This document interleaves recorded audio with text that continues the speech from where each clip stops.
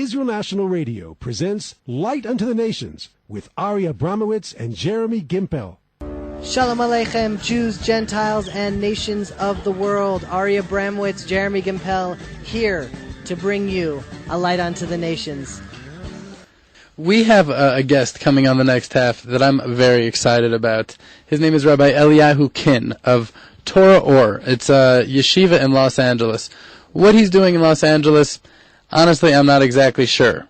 He's going to be on the show today, and I've listened to so many of his shiurim and heard what he has to say, and he has a very unique perspective. You know, so often I hear, rabbis speaking, and it's clear that they have some sort of agenda, ulterior motive, other factors that they're taking into account when they speak. We all do. We all have many different influences as far as who make us up and who we are, which is why when you're totally immersed in Torah learning, which is why I've liked Rabbi Elyahu Kin so much, it's so refreshing to hear, because the perspectives he gives are clearly not spoken through the filter of, is it okay for me to say this? What are people going to think? It's through the filter of Torah and Torah only, without any other shikulim, any other factors that he's taking into account.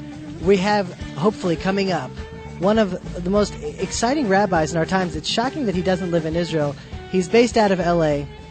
He has a website that's called Torah Or, the Light of Torah, and it's a revolutionary teaching. It's a revolutionary idea, because I think that he's calling the cards as he sees it. You know, not many rabbis speak about the end of days, speak about Armageddon, speak about like what's going to be, how it's going to all unfold, how to actually take the real concepts in the Torah, concepts that are in the Tanakh, concepts that are written in the Bible, concepts that are written in the prophets, and then bring them into reality today. But let me tell you, those ideas bring real light to our lives right now in understanding the full story of our redemption.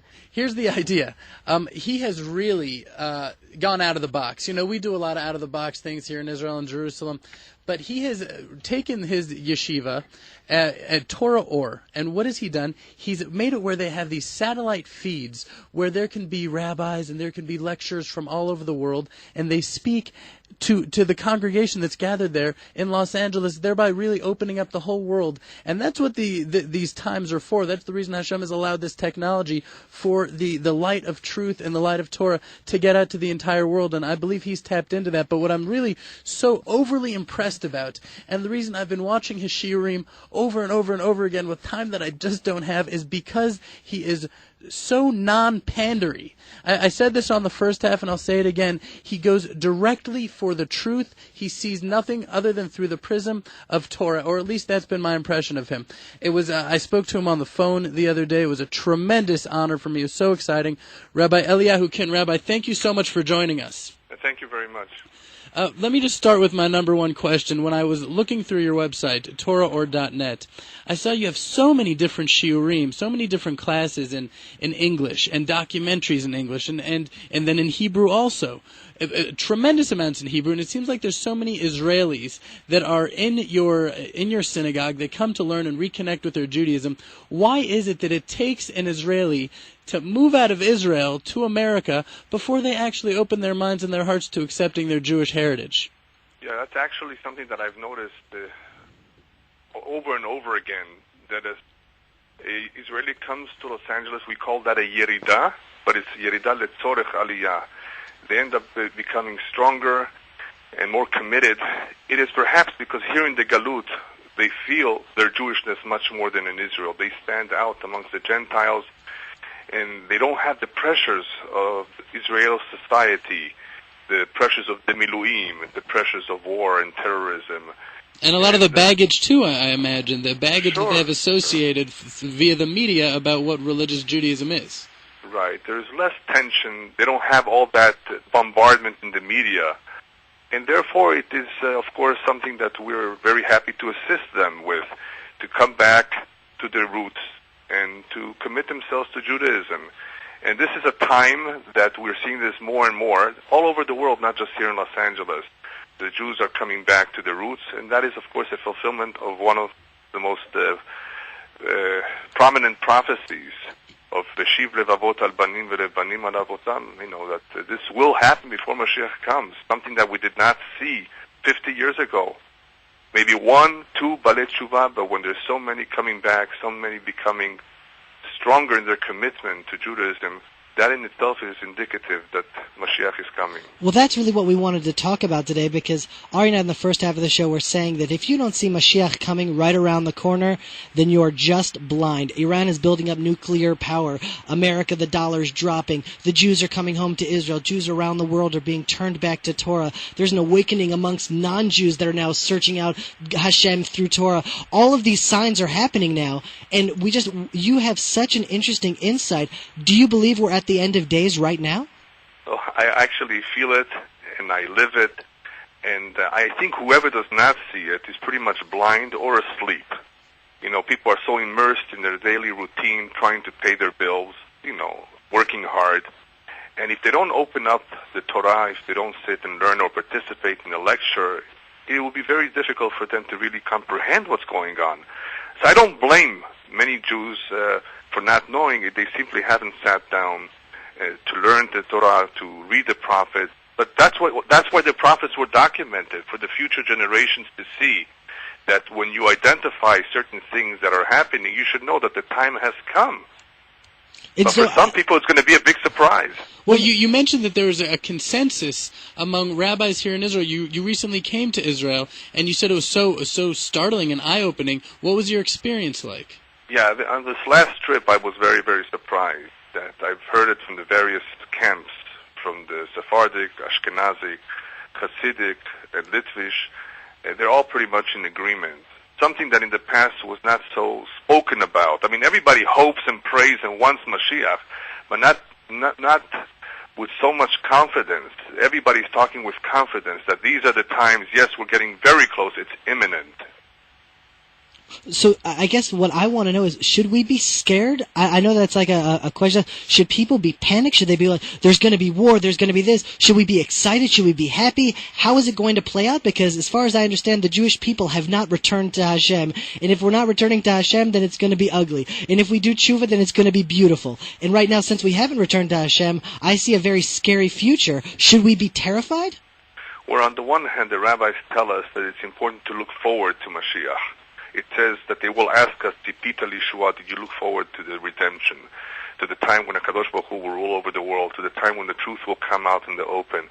So there is a certain emphasis on looking forward, on wanting this to happen, and of course to be excited about it. On the other hand, there were rabbis during the time of the Gemara who expressed they don't want to be around these times, because there will be scary times. We're about to see major changes in the world where people will be shaken.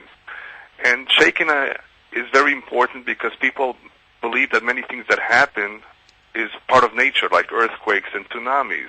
But when things become very unusual, perhaps that will awaken them that things are really happening. So what's unusual that's supposed to happen or that's happening? Well, I would ask you to perhaps listen to the lecture I gave on What's Next, Doomsday and Redemption, where I give some ideas of what may happen based on the prophecies. We don't know with clarity exactly what will happen, because, these things are not too clear. The Rambam says they will not be clear unless one is really standing a few days before the coming of Mashiach. Then the prophecies will make more sense to him. All we can do right now is look at the prophecies and try to figure out perhaps what they meant was major wars, major economic upheavals. Perhaps that is the direction. But we don't know with certainty how it will come about. What I expect personally, my opinion, is that there will be major upheavals all over the world that will affect the economy. That's one. Number two, there will be some major natural phenomena, astronomical phenomena of the kind that is mentioned in the Zohar, that will, of course, make people start thinking. Maybe something is about to happen. Where are we headed?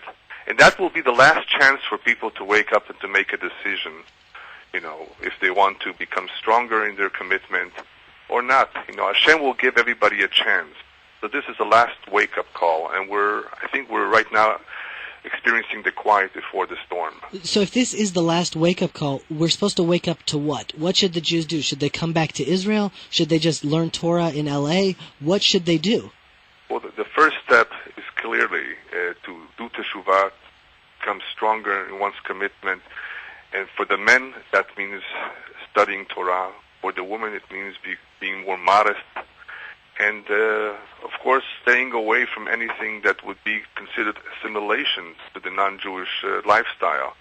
That in itself is a big challenge for many Jews who live in the diaspora, not to learn from the ways of the Gentiles.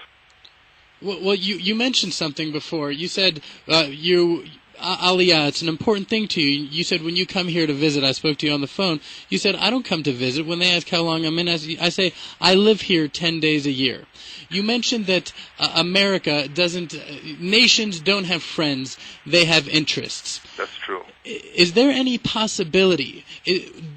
Bottom line is, you said people are going to need to start making decisions. Is one of those decisions, am I going to stay here in America, or am I going to move to the land of Israel? Again, you said a beautiful thing. It can't be out of fear, but as you're doing tshuva and returning to Hashem and an understanding of where Hashem wants us to be, is it not the case that Hashem wants the Jewish people to be in the land of Israel, and that's part of the tshuva process?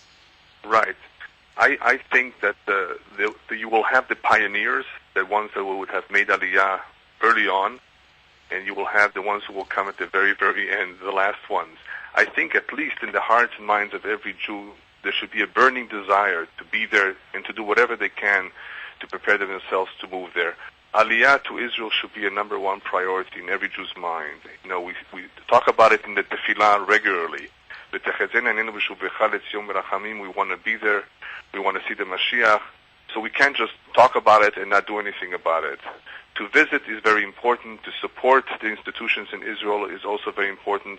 But to really think seriously now about moving there, because it appears to be that Israel will also be the safest place in the world as soon as all these terrible things begin to happen. We'd like to believe that it will be safe where we are, and it's okay for people to live in the Galut where they are, but they should make preparations. We're seeing today many Jews from France leaving, many Jews from Argentina leaving. I think that some countries will feel it earlier than others. Some places they will feel more desperate to move to Israel. And that is Hashem's way of making the kibbutz galuyot happen. Some will come voluntary, and some will have to come when things are, of course, very desperate. We've noticed a certain phenomenon here at Israel National News, at Israel National Radio, and it's a micro of what's happening in Israel and around the world, that there's so many non-Jews in America. Many specifically, they would call themselves Christians, some don't like the title, but who have this burning love for Israel that they, quote-unquote, can't explain. I've seen thousands and thousands of like that. Do you have an understanding? Could you share some light on what's that about? Are these part of the 10 tribes? What is this? No, I don't believe they're part of the 10 tribes. The 10 tribes is a whole subject in itself, that the prophets are very clear that they will come and join us as soon as the redemption process begins in earnest. Nevertheless, there will always be, and there always have been, Hasidei Umot HaOlam, the righteous Gentiles, who have supported the Jews, who have loved the Jews, and there will be some who will help bring Jewish people to the land of Israel. So I'm not surprised to see them and to hear what they're doing. There is some very, very righteous Gentiles out there.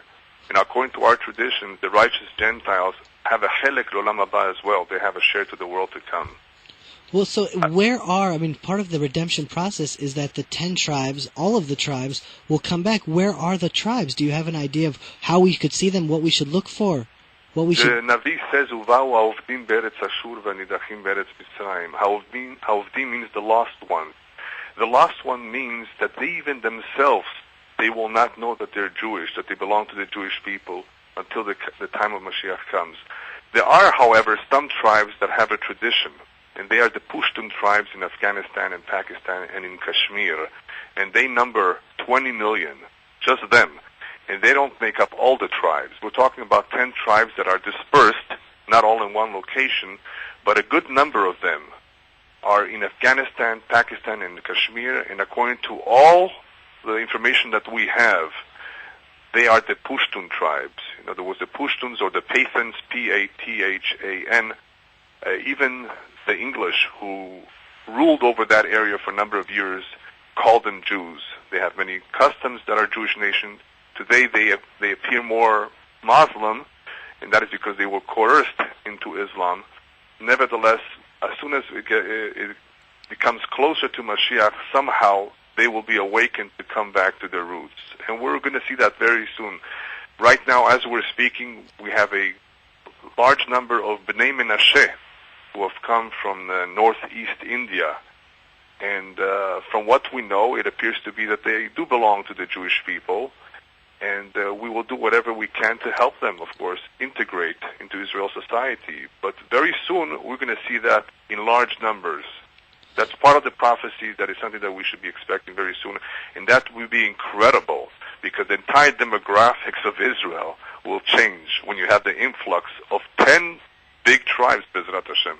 Well, so how do you explain the fact that the Israeli government is so backwards, that it's not a godly government, that it's a leftist government, that it wants to divide the land of Israel, which is in clear direct contradiction to the Torah, to the Nevi'im? There's a prophecy in Yoel and Joel where it says that Hashem will bring judgment to the entire world because we divide the land that Hashem gave us. And here the Israeli government is leading the Jewish people to dividing the thought of Yerushalayim, of Judea, Golan, Samaria. It's Syria. It's like suicide. Is this a part of the process that we would have such a backwards leadership? Well, we all have free will, but unfortunately, the Prophet already has told us,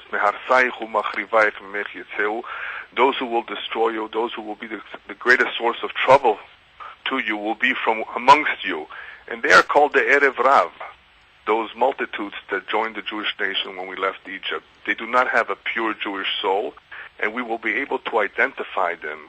As we get closer to Mashiach, they will stand out much more than in the past. We've always had trouble from certain elements amongst us, and that's only because they're not authentically Jewish. They don't have a pure Jewish divine soul. And one way to recognize them is that they stand against anything that is Jewish in nature. Therefore, they will fight the Mashiach. They will unfortunately go against the Torah, against anything that is holy. And as we get closer to Mashiach and Hashem brings about this filtering process, He will filter out the bad from the good. And what can we do? We have to live with it right now. As the Zohar says, many of them will be our leaders right before the coming of the Mashiach. And apparently they have some mission too. They have the mission, in my opinion, to rebuild that which they destroyed. They took a part in the destruction of the Second Temple. They accelerated it, and they will at least have to rebuild the infrastructure of Israel, the roads, the buildings. They will take away all the swamps. They came here to reestablish that which was destroyed. I think they have a mission. I see the good in every Jew, and maybe they have something to accomplish as well. Nevertheless, we will have a bigger struggle with them than we will have with our Arab neighbors. Well, so you're saying that there are, right now, non-Jews in Pakistan or scattered around the world, these lost tribes that we don't know who they are. They're non-Jews that have a Jewish soul. There are Jewish people in Israel that don't have a Jewish soul. How are we going to know who the real remnant is? How are we going to know who are really God's people? Yeah, that is the job of the Mashiach and of Elyahu Navi. That will be something that we will have a difficult time figuring out in the beginning. As you know, many Russian Jews are coming to Israel, and we're having a hard time figuring out who is Jewish. Just with Russians, that we know that there is a chance that the grandmother may have been Jewish. But with all those who are totally distant from Judaism, that will be part of the job of Mashiach and Elyahu Navi to sort out. There's one thing I noticed on your site, Rabbi. This is, just one last thought I wanted you to share. You talk a lot about astrology, about the mazalot. Right. From what I understood from Derech Hashem, from my studies, which are not nearly as thorough as any of your Talmidim probably, but don't the mazalot not apply to the Jewish people? Aren't we beyond that? It was difficult for me. It's sort of out of the box. You do many things that are out of the box and so wonderful. And that type of teaching also is not so mainstream. Why is it you feel the need to teach that? Could you help us understand? Well, first of all, very briefly, there's two parts to a mazal. Am Yisrael has mazal, but as the rabbis point out in the Gemara, they are me'al hamazal. They're above fate and destiny, which means, despite the fact that one has a mazal, Being Jewish means that you can change it. We have Hashgacha Pratit. We have the divine providence that by turning to Hashem through prayer, we can cancel decrees. We can change the mazal. That's the fate and destiny part of the mazal. But I'm always talking about, for the most part, about the part that deals with the personality. The personality as it is molded by the hour, by the month that one is born. One's personality is comprised of some genes, of course, a little bit about his upbringing, the education he receives, the home that he grew in, but a great deal of the personality, individuality of one, his nature and character, is really as a result of the mazal, or the month and hour he's born in. I talk about this subject because I'm familiar with it, and I find that it's an excellent tool for people to get to know themselves better, to get to know their spouses better, their children better, their friends better. And if one really becomes familiar with one's strengths and weaknesses, he will have an easier time working on himself and learning to get along with everybody. After all, he will see that this is not something just random. This is an individual whose mazal is such and such.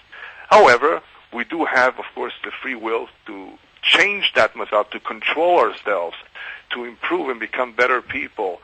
So by talking about this subject, I find that it's not only fascinating, it helps us. It really helps us get along better with everybody by recognizing that nobody is perfect and everybody has something in his mazal that he needs to work on.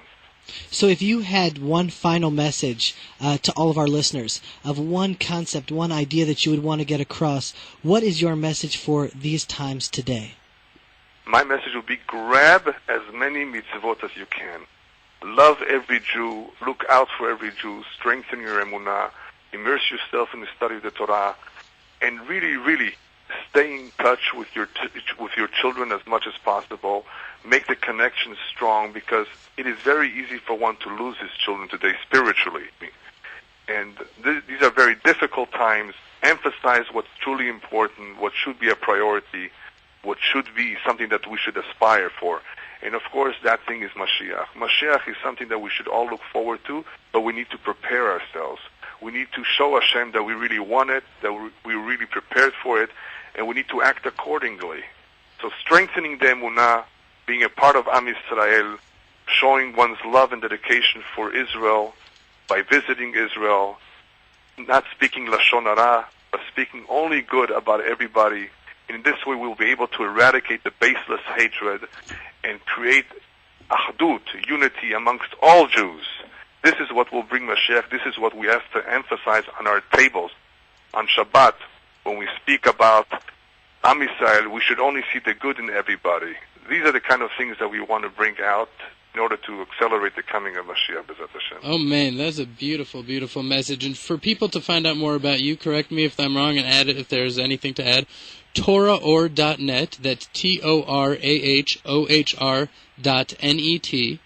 And That's there's right. many different shirim, many different classes, documentaries. Gogu Magog, that was an incredible documentary. And your shiur called What's Next, Doomsday or Redemption? Right now I'm also doing a series on the 70 most difficult questions. The 70 most difficult questions also. And there's also another site you said, EnglishTorahTapes.com, where they can hear other Rebbeim and you as well, which is very important. Rabbi Kin, thank you so much for joining us. It was very enlightening. Thank you very, very much for having me. You should have a lot of Hetzlacha in all that you're doing in Los Angeles, and come home soon. Thank you, Poltu. Shalom. That was a powerful half from a powerful rabbi doing good things to bring the Jewish people back to the land of Israel and back to Hashem. It's what we're all trying to do. Check us out at thelandofisrael.com. Shalom Aleichem.